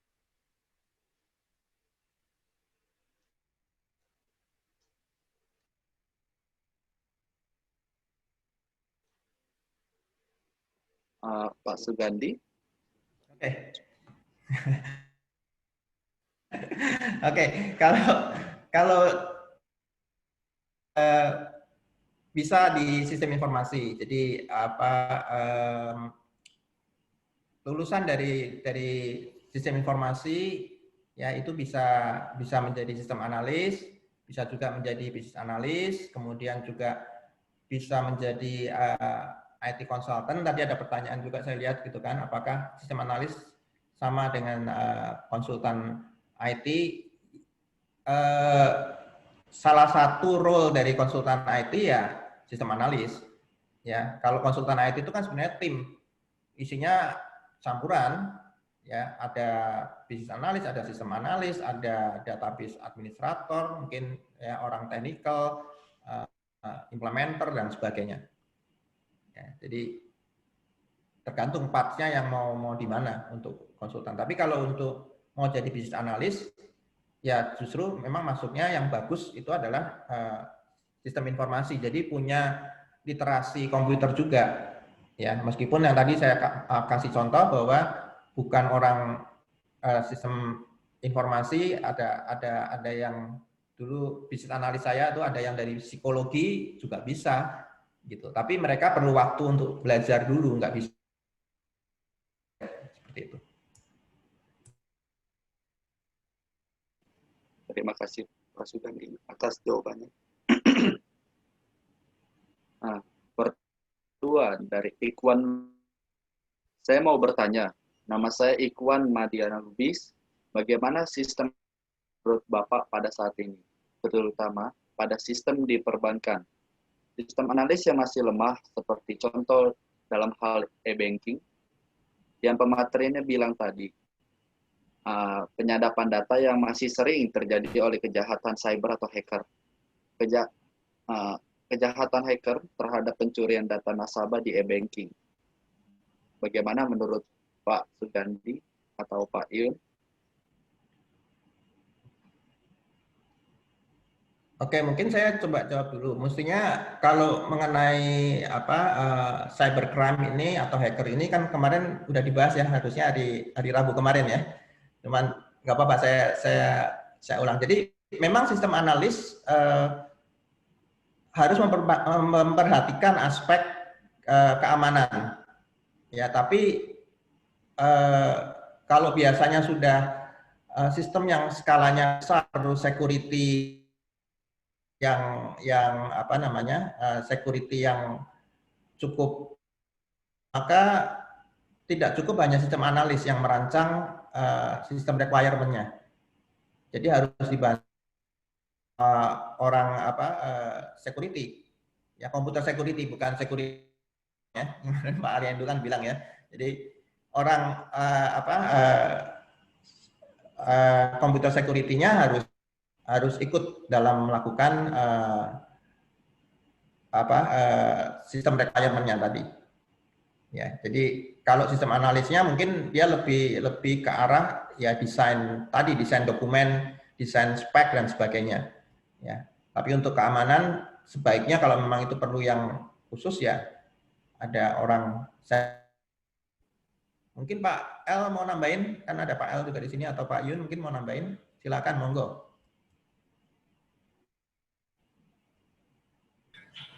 Ya, memang kemarin seperti Pak Sugandi bilang, di hari Rabu kemarin kita sudah bahas ya cukup dalam itu mengenai cyber security.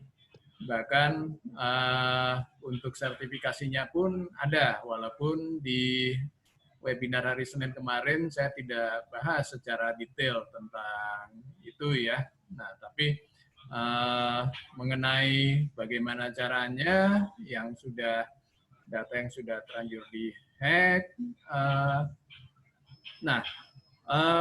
Kebetulan di Universitas Matana dan khususnya di program sistem informasi, ada salah satu dosen kami yaitu Pak Eliando ya, yang memang dia expert di bidang itu. Pak Eliando ini pengalaman di dunia industri, bukan cuma di level nasional ya, bahkan di internasional. Sayang, hari ini Pak Eliando tidak bisa mengikuti webinar sampai selesai karena ada tugas yang lain.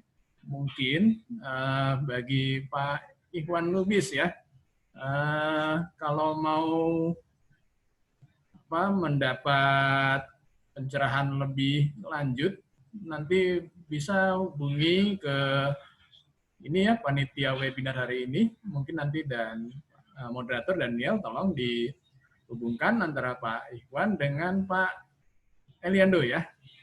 Tolong ya, Daniel ya. Pak Ikhwan, saya kira kapasitas saya sampai di situ dulu. Saya tidak bisa menjelaskan lebih detail ya tentang ini ya. Mohon maaf Pak Ikhwan. Oke, terima kasih untuk pertanyaan berikutnya dari SMA Negeri 2 Jakarta, Ken. Saya ingin bertanya, tadi sempat disebutkan bahwa sistem analis membutuhkan ilmu teknik, seperti pengetahuan coding, pengetahuan teknologi terbaru, dan lain-lain. Apakah mungkin untuk belum pernah menyentuh coding bisa ikut dalam jurusan ini? Apa dasar-dasar yang harus dimiliki sebelum bisa memasuki jurusan ini? Terima kasih, Pak. Jawab.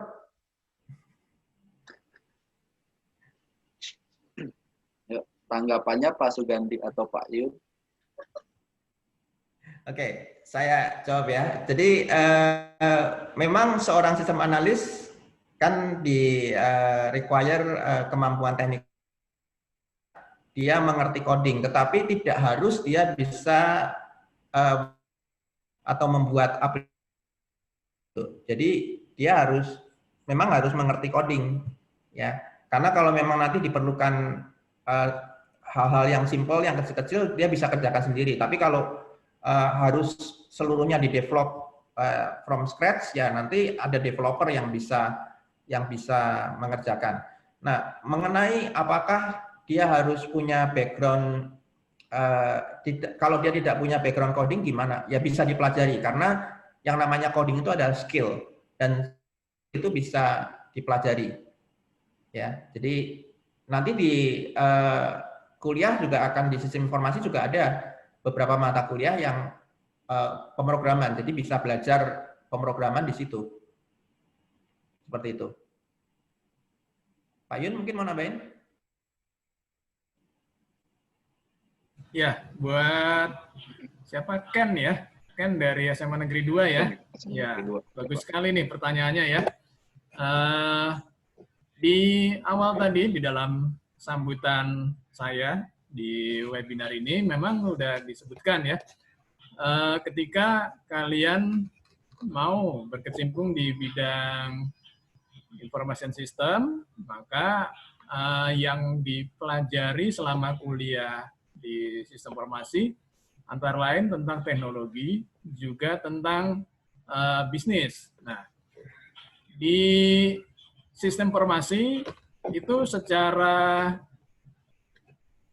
pendidikan ya, secara universitas itu masih satu rumpun dengan ilmu komputer yang lain ya. Jadi dengan teknik informatika, dengan sistem komputer ya, hardware ya. Nah, kalau teknik informatika lebih ke mendalami softwarenya, nah, di sistem komputer lebih ke hardware. Nah, ada satu sisi yang bagaimana menerapkan fungsi-fungsi hardware maupun software ini untuk masyarakat, untuk dunia bisnis. Nah, itu yang dipelajari di sistem informasi ya. Nah, ketika kalian belajar sistem informasi, ya kita juga memberikan pengetahuan tentang software ya. Tidak dalam kalian mempelajari coding, ya, tetapi kalian punya wawasan ya. Nah, ketika bisnis dibangun dengan menggunakan atau ditopang oleh teknologi, maka kalian juga harus mengerti kan apa itu software ya, bagaimana cara kerja software. Nah, lulusan sistem informasi itu tidak dituntut untuk expert di bidang itu. Tetapi kalau kalian ya punya skill, tidak apa-apa juga ya. Ya, ini sekalian juga untuk menjawab pertanyaan dari Naomi ya. Nah, Naomi dari SMA Negeri 2 juga ya. Nah, jadi kriteria ya seperti itu tadi ya. Nah, untuk bisa menjadi seorang sistem analis, ya cukup banyak tadi yang dipelajari ya. Kita tidak hanya mempelajari tentang teknologi, hardware dan software, tetapi juga proses bisnis ya, seperti yang juga dijelaskan oleh pembicara pertama tadi, Jason Adrian ya. Saya kira demikian ya. Semoga bisa menjawab. Ya. Silakan. Oke. Terima kasih Pak Yun dan Pak Sugandi. Pertanyaan terakhir dari Muhammad Ihsan RD. Selamat sore, saya mau bertanya. Dalam IT kan dalam sistem analis ini kita merancang program yang akan kita buat. Sedangkan bisnis analis ini, apakah tugasnya sama dengan sistem analis? Pertanyaan dari Muhammad Ihsan RD. Oke, saya langsung jawab aja ya. Kalau memang pada saat tadi kan saya bilang ada yang tempat-tempat tertentu yang menggabungkan antara bisnis analis dengan sistem analis jadi satu. Ya. Tetapi kalau itu dipisahkan, itu artinya bahwa produk yang atau hasil kerja dari masing-masing itu berbeda. Ya, bedanya di sini. Kalau sistem analis, sekali lagi dia lebih berhubungan dengan sistem. Ya, oleh sistem analis itu apa? Tadi Jason sudah tunjukkan kan yang dihasilkan oleh sistem analis itu, misalnya ada spesifikasi file misalnya, ya, kemudian spesifikasi modul, kemudian diagram-diagram kerja sistem, ya itu nanti bisa bicara detail karena kalau saya bicara detail juga nggak akan. Tapi itu yang dihasilkan. Jadi arahnya lebih ke sistem, ya bukan sebenarnya bukan program sih, ya tetapi rancangan daripada program itu yang dihasilkan, ya termasuk rancangan dari user interface atau bahasa awamnya tampilan layar, ya itu juga merupakan hasil dari atau apa yang dihasilkan oleh sistem analis. Sedangkan yang dihasilkan oleh business analis itu lebih ke arah prosedur, cara kerja, flow, apa tadi aturan-aturannya, ya persyaratan-persyaratannya untuk mengerti kalau mau melakukan proses ini harus ngapain aja, karena ada proses-proses dalam sistem informasi itu. Sekali lagi, sistem informasi itu bukan hanya bicara soal software, ya, tetapi juga bicara soal prosedur dan sebagainya. Jadi ada yang di dalam IT-nya, ada yang diproses di luar IT-nya. Nah, kalau bisnis analis lebih banyak dia bicara di sistem yang di luar IT-nya. Bagaimana dia berkaitan, ya. Kalau tadi misalnya sistem analis, salah satu yang dihasilkan adalah user interface. Kalau business analis mungkin dia lebih ke arah user experience. UX ini adalah bagaimana dia memiliki pengalaman pada saat dia berinteraksi dengan sistem. Ya, sistemnya gampang dipakai atau enggak. Ya, misalnya saya ambil contoh aja. Mobile banking atau internet banking apps lah, ya. Saya punya beberapa apps banking di handphone saya, tapi saya merasakan bahwa kalau saya pakai yang satu dengan yang lain itu kayaknya beda gitu. Makanya pengalaman saya menggunakan itu kayaknya beda. Nah, ini untuk mendesain pengalaman penggunaan ini yang disebut sebagai user experience ini itu lebih banyak di bisnis analis. Ya, misalnya harus melakukan apa. Nah, itu di sistem analis dia akan membuat rancangan layarnya. Tombol ini ada di mana, informasi apa yang dikeluarkan, itu sistem analis yang akan merancang. Di prodi sistem informasi atau di yang lain gitu kan, ya di Matana diajarin itu dua-dua untuk jadi sistem analis maupun bisnis analis. Makanya sertifikasinya juga dua macam kan, karena memang tuntutan pekerjaannya berbeda antara sistem analis dengan bisnis analis. Gitu jawabannya. Pak Yun mau nambahin lagi? Nah, ayo. Oke, makasih ya Pak Sugandi ya. Sama-sama.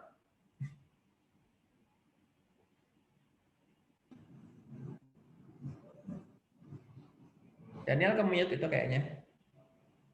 Oke, maaf. Sebelum kita ke sesi penutup, ada beberapa oleh Ibu Suci selaku sebagai pihak dari Matana University. Silakan saya berikan waktu dan tempat untuk Ibu Suci. Oke, sebelumnya terima kasih kepada Daniel, Pak Sugandi, serta Pak Yun. Nah, di sini perkenalkan saya dengan Kak Suci, Marketing Matana University. Di sini Kak Suci akan informasikan nih tentang jurusan dan seputar info beasiswa ya dari Matana University. Oke.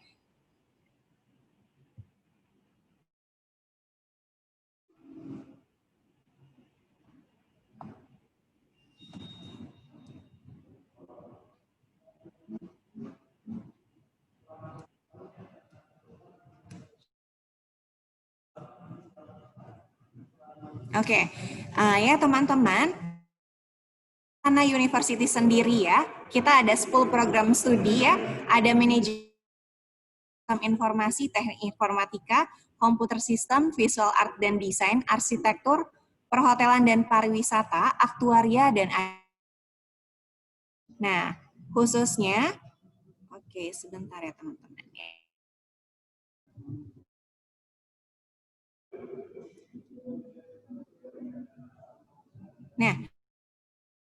Nah, di sini mungkin dari teman-teman SMA ya, atau mungkin teman-teman dari universitas lain sudah bergabung. Nah, ini mungkin ada sedikit informasi untuk rincian biaya kuliah yang ada di Matana University ya.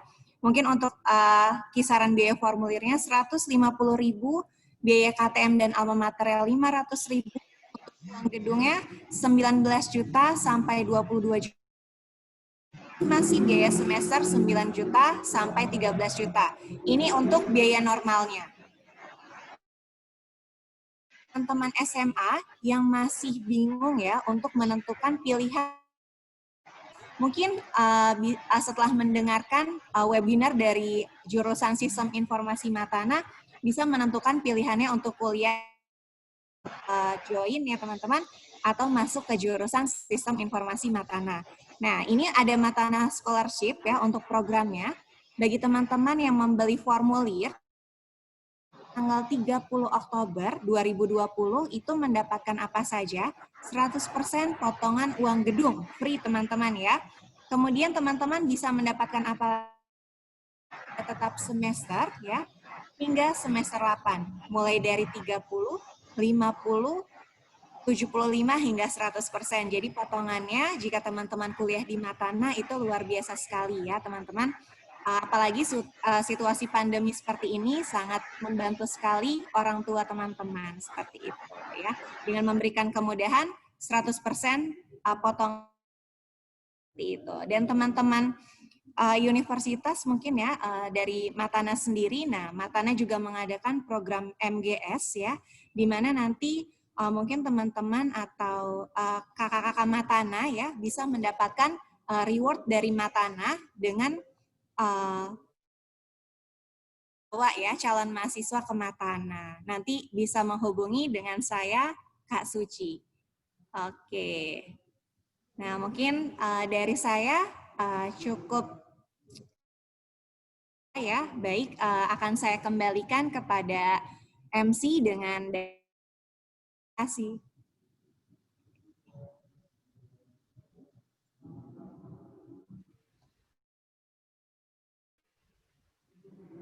Langsung saya tutup aja ya. Terima kasih untuk